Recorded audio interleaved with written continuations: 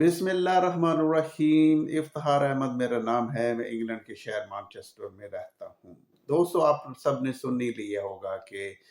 जो हमारे chief of army staff थे उन्हें दोबारा रीअपॉइंटमेंट कर दिया गया है।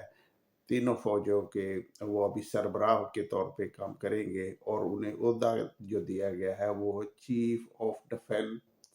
फोर्सेस का दिया गया है। तो जिसका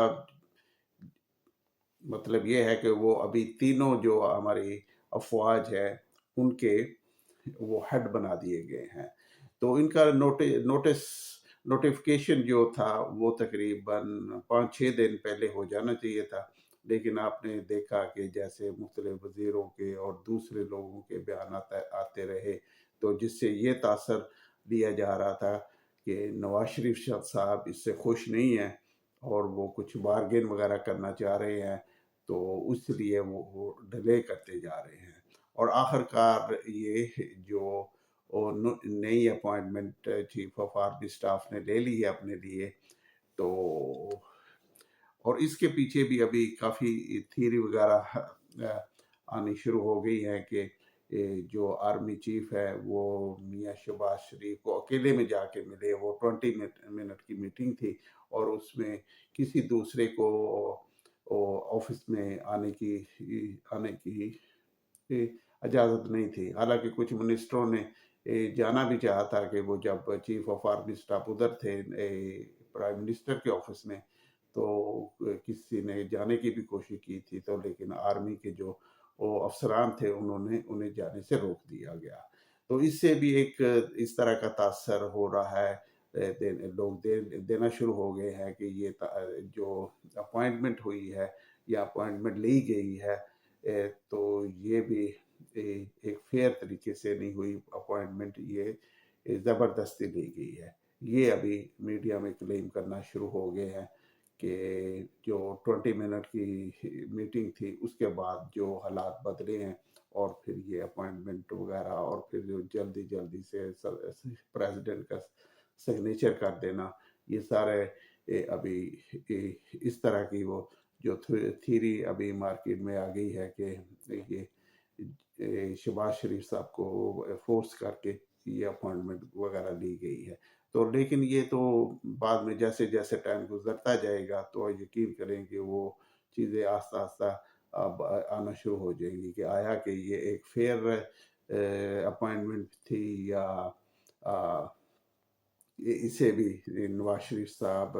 नहीं देना चाह रहे थे, लेकिन क्योंकि हमारे पाकिस्तान में आर्मी वगैरह बहुत ज़्यादा पावरफुल है और वो किसी को खातर खा में नहीं लाते, तो उन्होंने ज़बरदस्ती ही ये अपॉइंटमेंट करवा ली गई है। लेकिन अब जैसे मैंने पहले भी कहा है कि जैसे जैसे टाइम गुजरता जाएगा तो ये चीज़ें आस्ता आस्ता आप देखेंगे कि किसी न किसी साफ़ी के थ्रू या और जो बार में बैठे हुए हैं जो सहाफ़ी हैं, तो वो किसी न किसी तरीके से ये खबर उन तक पहुंचा दी जाएगी और फिर वो और यकीन करें अगर ऐसा हुआ तो वो आपको वो डेफिनेटली तौर पे ये पता चल जाएगा कि ये अपॉइंटमेंट की गई है या करवाई गई है, जोर बाजू करवाई गई है। तो जो ये जो मामला था वो फिलहाल तो ये नज़र आ रहा है कि ये सॉल्व हो गया है। जैसे कि 5-6 दिन से एक काफ़ी इसमें एक हलचल सी लगी हुई थी और आपने देखा कि जो वाडा साहब हैं वो भी काफ़ी